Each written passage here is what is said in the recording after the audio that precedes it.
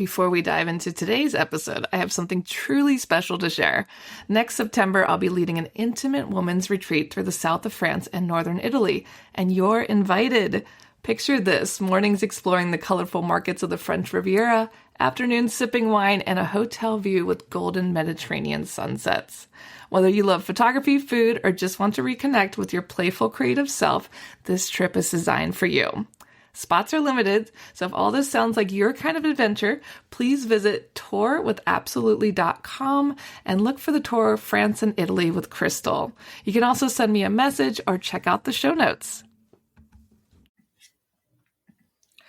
Claudine Hemingway is a descendant of famed writer Ernest Hemingway. We bumped into each other at a party and decided to team up and dive deep into French history, but with a twist, by bringing a spotlight to those lesser-known creatives in France. This is History with a Hemingway. Welcome back, guys. Today we are talking about the Winged Victory. Now, if you haven't seen this beautiful piece in the Louvre, you're going to want to see it after today's show because Claudine's going to tell us everything there is to know. And she really is. And we have talked a lot about the Mona Lisa. But if I had to pick one thing in the Louvre that I love more than anything, she is it. She's so spectacular. I mean, she's just hanging there, looking over all of us, hanging from her little ship front, I guess you could call it. Yeah, and that's exactly what it is. So it's a Winged Victory of Samothrace. She's the majestic headless lady that stands high above the Daru staircase. She looks like she's about ready to fly right off of the boat. And it was 160 years ago this week on May 11th, 1864, that she finally arrived to the Louvre. And I'm going to tell you all about her, where she came from, how she's been restored, and all of the fun things about her. We are excited to learn it all because I know she has a fascinating history. She does. And, I think maybe in the second year of the podcast, we did one, or maybe it was the second or third. And we did it actually, it was around my birthday, and it was about the three ladies of the Louvre, the Mona Lisa, Winged Victory, and the Venus de Milo. And this one, we're going deep into it. And then after this, we're going to have to do one about Venus de Milo, because you could only do so much about those three in a combined episode. But now we're going to go deep into this one. So the Vice Consul of Adrianople in the Ottoman Empire, which is now Turkey, a gentleman named Charles Champenois, he was French. He heard that the island of Samothrace was filled with antiquities. And Charles knew that Napoleon III, who was the ruler at the time, was very interested in any and all antiquities for the French National Museum, which today is called the Louvre. The French Ministry of Public Instruction approved a 2,000 franc advance, which would be close to $10,000 today, which does not seem like very much to do this. So on March 6, 1863, the expedition began on the island in the Aegean Sea. And on April 15th, 1863, diggers unearthed a grand portico and found the right section of a female bust. As soon as Champenois saw it, he instructed them to keep digging in the area. They found the pieces of draped fabric, feathers, and the lower body of the statue that was soon unearthed 118 pieces in total. Wow, that's so wild. They found that. The amount of things that you would think, they're going through these parts that, they're digging around. Obviously, they know something's there, but this still happens today. This still happens at construction sites in Paris and Greece and all over the place. And then I always wonder how many times people were, digging around in their backyard, planting potatoes, and found some little chunk of something and just tossed it into the trash. And it was a piece of Hellenistic sculpture. I guarantee that happens more often than not because they're like, oh no, we're going to have to stop work. I know. Well, it's also, spoiler alert, she doesn't have any arms or head. So maybe that's what happened to him. Yeah. So she dates back to the Hellenistic period, which ran from 323 to 32 BC, that's before Christ. She was created in the first quarter of the second century BC between 200 and 175. We don't know the exact date, and we don't know the sculptor at all. Back then, and even up until you get to the Renaissance, it was never about an artist of who they were. Obviously, they had to be talented and good at what they did, but it wasn't like they were a Michelangelo or a Da Vinci or, a Picasso.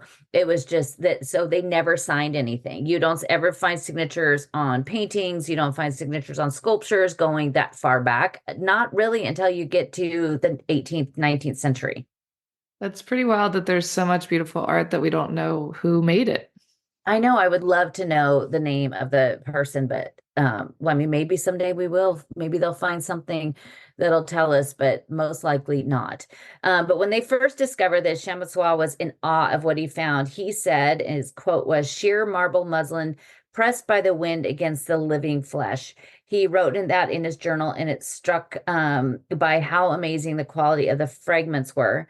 At the same time, they found these large gray stones were found, but left behind, believing that they were part of another funerary monument. And so, but we'll talk about what happened to those in a little bit. In May of 1863, after wading through international arguing, she left for Paris on a voyage that would take almost a year.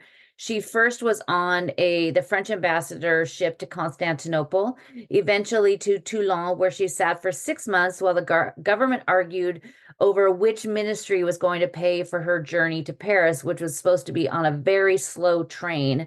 And so it took almost exactly a year after she was found to finally reach Paris. They were arguing about paying for it. I love that. Yeah, it doesn't surprise me. So, but on May 11th, 1864, the second century BC statue with its 118 pieces was handed over to the curator of the Louvre of Antiquities. His name was Adrien de Longpierre. He was the first to recreate and restore her. And at this point, they don't know it's Winged Victory. They just have these boxes of pieces. He believed the largest piece should be displayed immediately for the public. The largest piece was the right side of her lower body with the smooth draping against her tunic. Enrico Peni, who was just had restored the vases of the Campana collection, was asked to tackle this for the yet to be known statue. Prior to 1850, when you could go into the Louvre today and you could look at sculptures. And if you read all the plaques and some of the information, you'll see on there that it'll say this was believed to be Athena, and now it's Psyche, because back then, before 1850, you would have many of these Greek and Roman statues that were broken, because they found these things buried and they were broken into pieces. And these restorers would just change the attributes on it. Like there's the one in the Salle de Caryatide. It's a woman, and she's kind of leaning over. And this later curator in the 19th century just stuck wings on the back of her. So turned her into Fichet. So back then it was all about, oh, we just found this one. Let's stick a head on her. Let's stick arms on her. But Wow. after 1850, they didn't do that. They would basically keep the idea of the integrity of the statue in place, but also if they needed to do something to reinforce it so it could, it would be able to stand or something like that. But they tried after 1850 not to make any changes like that to the pieces anymore. That's pretty funny. They're like, we'll just make our own art, no problem. Yeah, and it is funny. Like I've seen many statues where it'll say that. It's like, oh, but now because it has this head, it's now Venus, which it's like a face. So you just change the face, and now it's this whole other. I mean, it's not like Cleopatra. I mean, Venus is a goddess. It wasn't like she was, Crystal or, Claudine. It wasn't like, oh, that's what they look like. It was just Diana or a goddess. So it's kind of interesting, but so that was taken into, because we're after 1850 when Pinelli tackled this puzzle that was the marble pieces, and how to handle the larger pieces that were missing. So in 1866, Adrien Longpierre put the large piece in the Salle de Caryatide, and then to the Salle de Tibre, where the Roman statues were, which is where Venus de Milo now lives. In 1873, the German scholar Alexander Conze led an Austrian architectural team to the island to study the remaining structure that was of Samothrace. 2 years later, his report was published and inspired architect Alois Hauser to look further into the blocks that Champenois left behind. Once placed together, they created the prow of an ancient battleship. I bet they were pretty surprised to find that. Yeah. So what's really cool, and I'm going to put a ton of pictures on my website, so definitely go and check this out.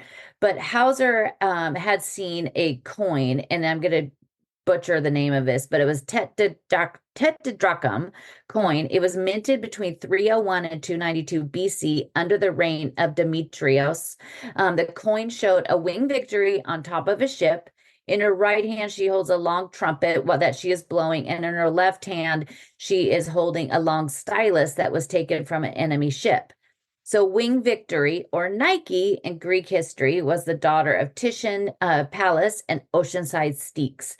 So they saw this coin, and when you see the picture of this coin, you're going to be like, oh, that looks exactly how Winged Victory is. So by seeing this coin and putting these pieces together, they realized that it was this ship, and it looks like the coin. So it's pretty amazing. And if she had arms and she had a head, this is what she would look like. So now we get the full picture finally. Now you get the whole picture. So a chance encounter with Champenois and Conze in the spring of 1879 on a ship found the two dishing over their journals and notes on victory. In July, Champenois returned to Samothrace, had all those large stones packed up and sent to Paris. But they got there a lot quicker. They took only 4 months to reach Paris. And in December of 1879, the first reconstruction of the ship and the base came together in the Court of Sphinx. And I'll post a picture of what that looked like. The second and the biggest restoration came in 1880 under Félix Ravissant-Molien. The former transcriber of the manuscripts of Da Vinci was named the curator of the Roman and Greek antiquities in 1886 and spent endless hours with his research of victory. He discovered that the plaster was easier to replicate and reproduce the missing pieces of the wings and body rather than heavier marble. Under his curatorship, he had the entire right wing recreated. That's a lot of words. Removed a part of her left arm, and that was not based on actual pieces, and attached pieces of her waist tunic. So what he was doing was, because after 1850, they had all of these little pieces, and the Louvre has all of these pieces in still, and they're holding, none of them, sadly, are on display.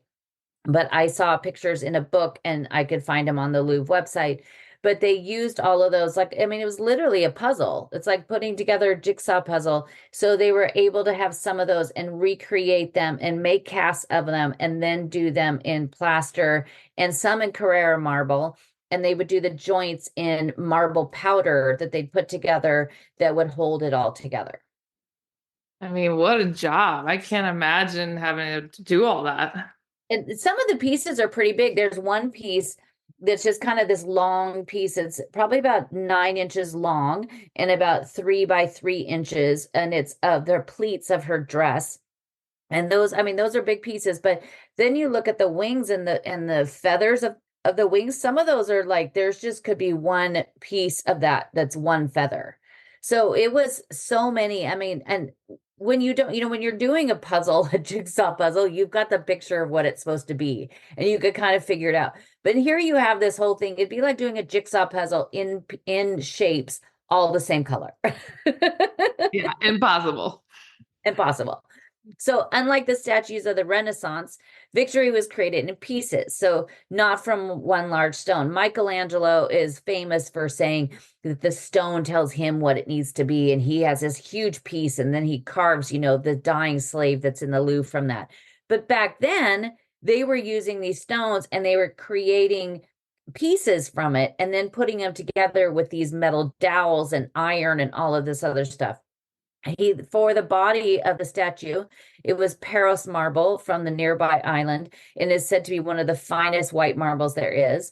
The base of the ship, and the ship is from Lartos marble from the island of Rhodes, which is what she is most likely. She was created because the island of Samothrace won a naval battle over the island of Rhodes. And that is why she was created, because at that time, Wing Victory usually was associated with a naval battle. That makes complete sense. I mean, a lady on the front of a boat boating. Exactly. Yeah. Retaining the original marble for new pieces was impossible, so Felix used plaster Carrara marble and the marble powder used on the joints for the right wing. The left breast shoulder, the right wing, and the upper waist were all recreated. After 3.5 years, the restoration was complete, and she was put next to where to put her was the next big question. Briefly, they thought about putting her outside in the garden of the carousel, but thankfully that was turned down, and a unanimous decision was reached, placing her at the top of the Darrow staircase of the Denon wing. And I think that was the best spot for her because she just grabs your attention there. He does. I mean, and this is also like this is after Napoleon has already been ousted by the time she reaches that. But the Escalier Daru is probably the second most famous thing in the Louvre because it leads up to her. Originally, the Escalier du Salon led from the entrance of the Rotonde de Mars to the Salon Carré. So it went basically from north to south underneath. So if you're looking at Wing Victory, the staircase went north to south instead of east to west, how you see it now.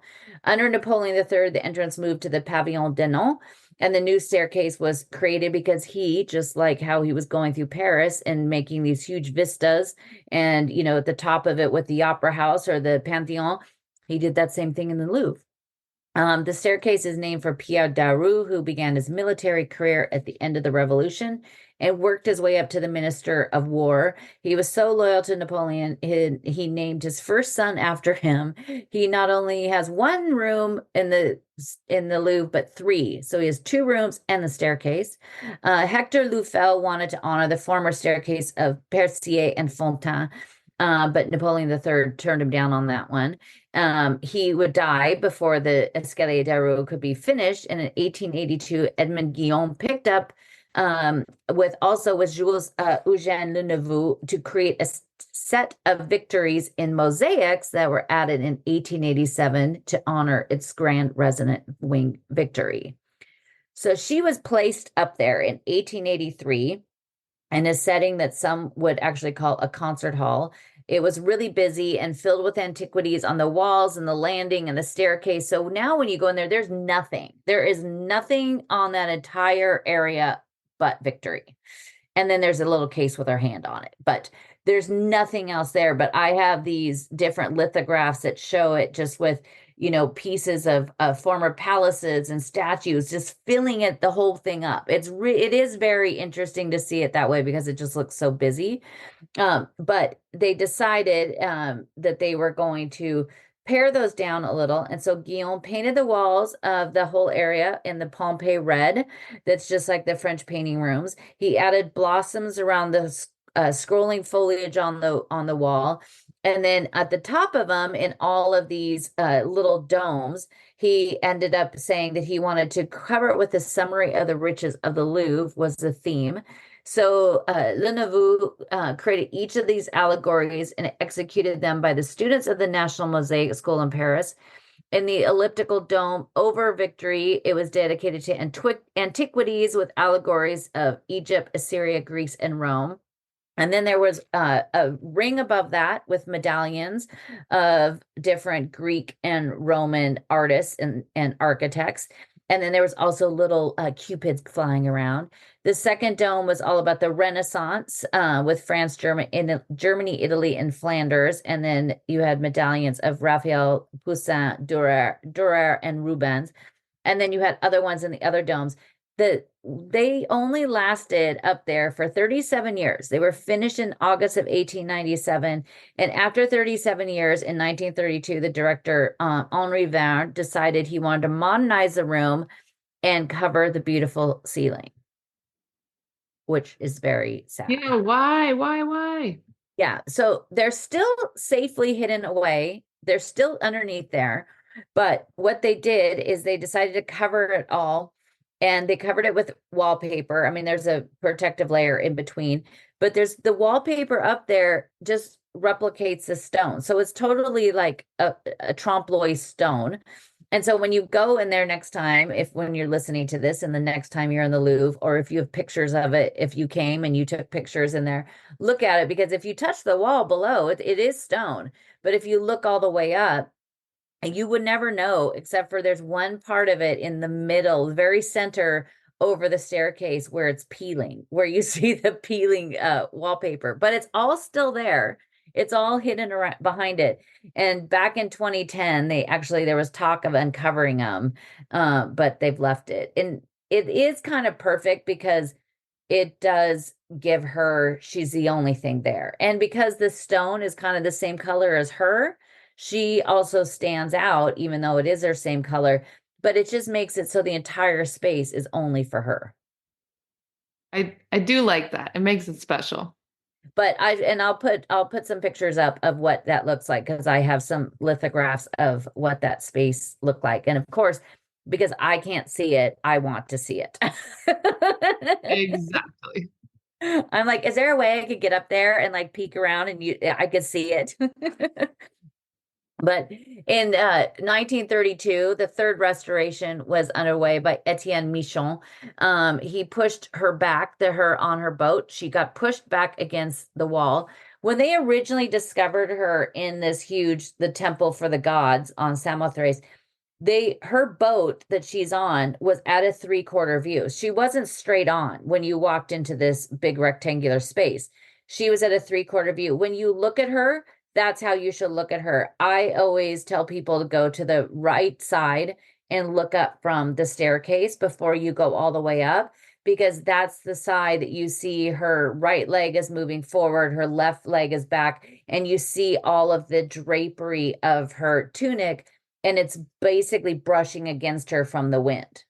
And that right side, as you're looking at her left side is the side that has all of the detail. The other side doesn't have as much detail. And it wasn't that it was unfinished, it was that the artist purposely did that, because they could see by the marks on it that it is finished. It's not like one side is kind of like crude and undone.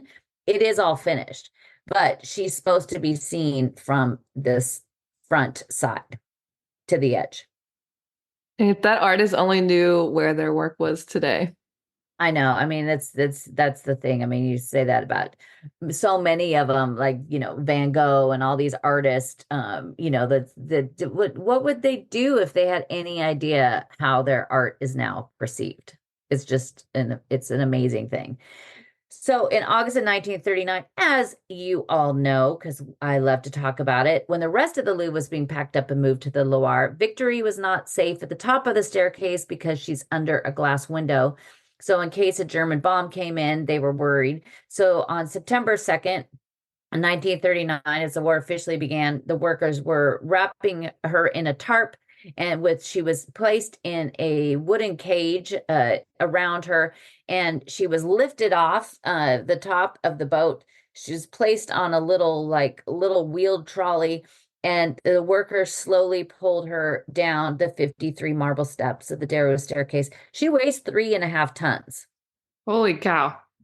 So, I mean, I've tried to put my 50-pound suitcase down one staircase, and that did not work well. I can't even imagine how 3.5 tons were. But Victory would remain in the Louvre until the end of October the next year, when the Germans were closer and closer, and they knew where everything was happening. They placed her underneath that lower landing because she'd be more protected, but then they just realized they had to get her out of there. So she, along with Venus de Milo and Michelangelo Slaves, were the last things to leave the Louvre. They went to the Chateau de Valençay in the Loire. They spent 6 years there. But on June 21st, 1945, she would climb the stairs for the final time, return to her perch, and she was the first thing that came back to the Louvre, which I think is so perfect because she's winged Victory.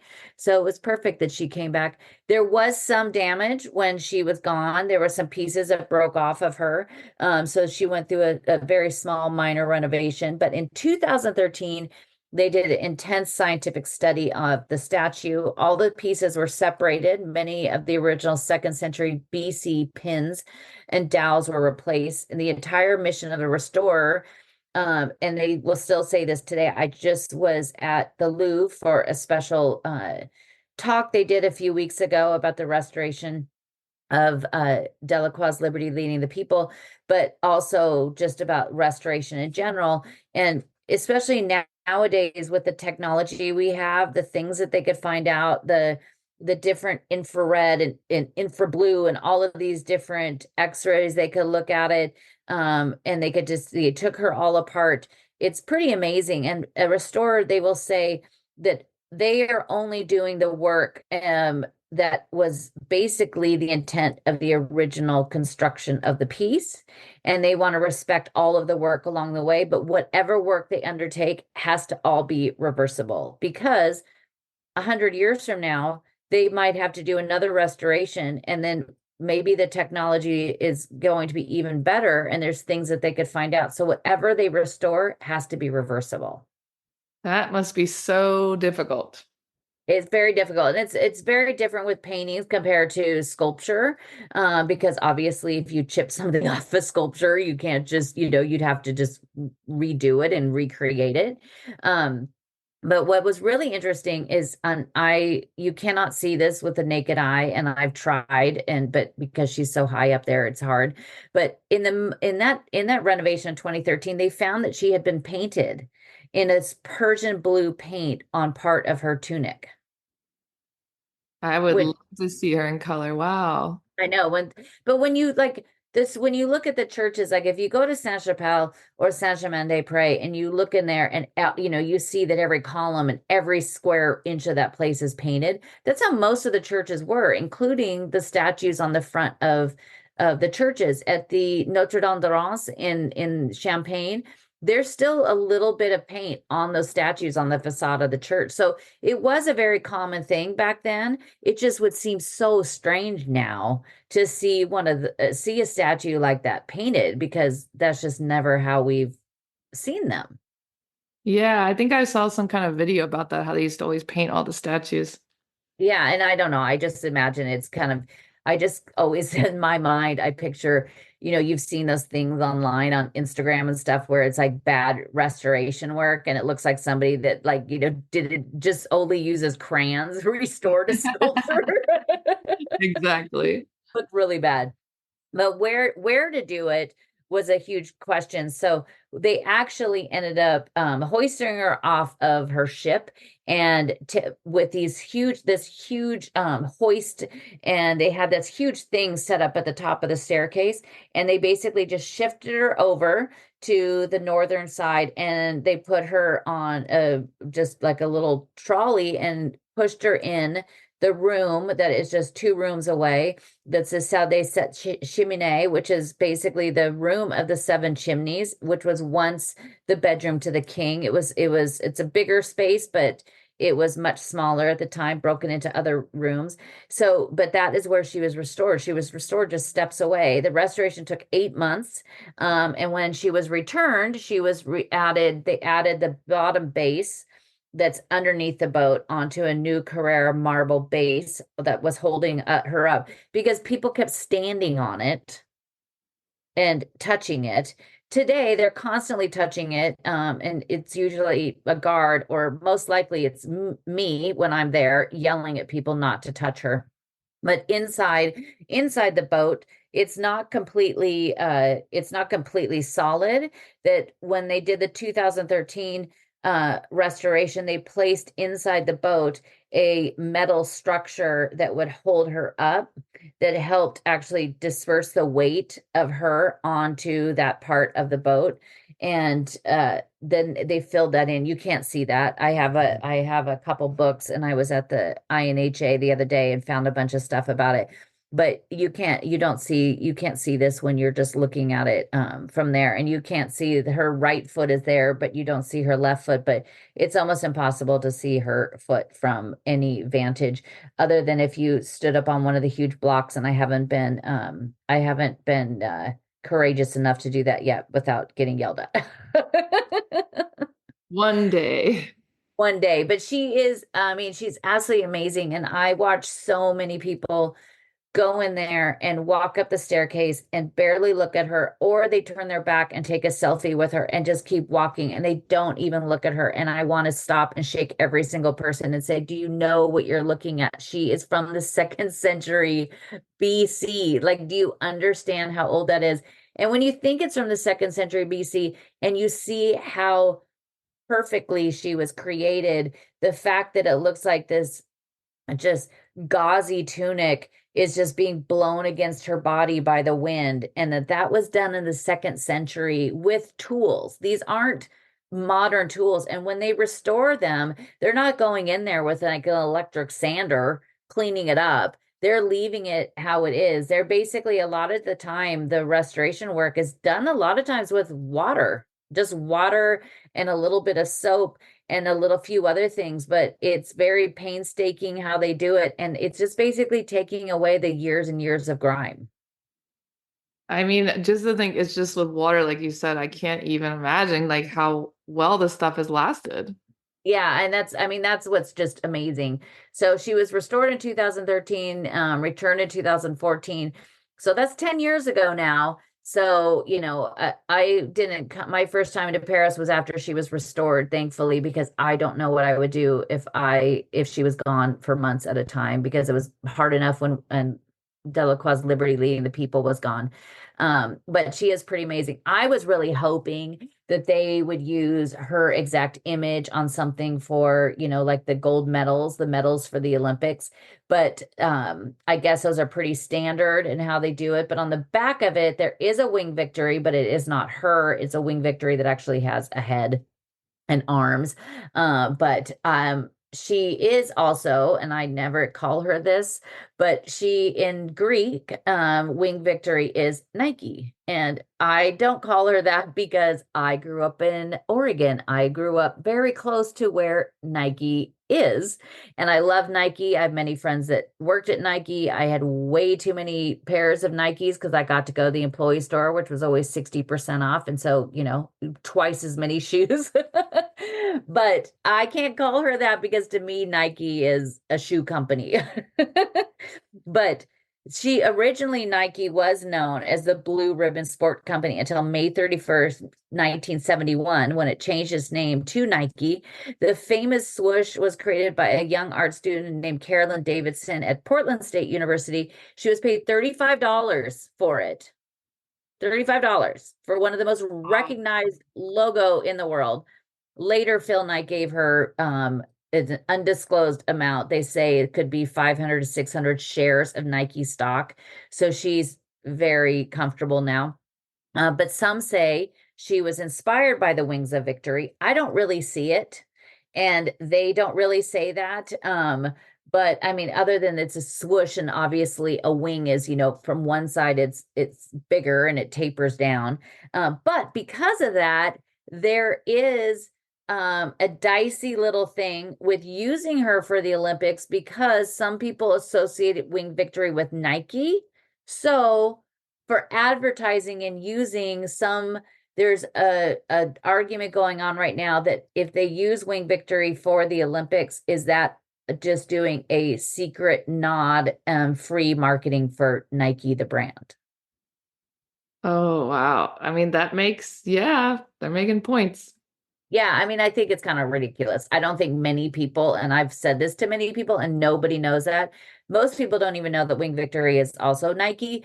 But it is kind of a funny little argument. But I mean, I'll put a picture. Everybody knows what the swoosh looks like, but I don't think that's what the wing looks like. But I mean, they picked Nike, the name, because it is Wing Victory, and what's better for a shoe company that started out as, a running shoe at the University of Oregon. But I don't know. She, to me, is perfect, and I love her, and I'm not going to call her a shoe company. Even though I love Christian Louboutin, I still love Wing Victory on its own. I completely agree. I mean, there's a lot of controversy around all of this. It's all of it. But there is, it is from Greece. And there was, when she was being restored, there was a campaign to send her back to Greece. But I think all of that is, it's kind of a moot point, and I think that she's just going to stay here and be a part of the Louvre forever and standing up there. So when you do come, look at her, take a moment. I sometimes go in and just sit up there in the morning before it's busy on each side, just looking at her, and I could never get tired of doing that. Well, guys, I hope you enjoyed today's show and definitely check out ClaudineHemingway.com to learn more. And don't forget to tune in next week. Thanks for listening today, guys. If you're interested in learning more about Claudine, her tours, history, and the beautiful photographs that she posts all over Instagram, tune into her website, ClaudineHemingway.com.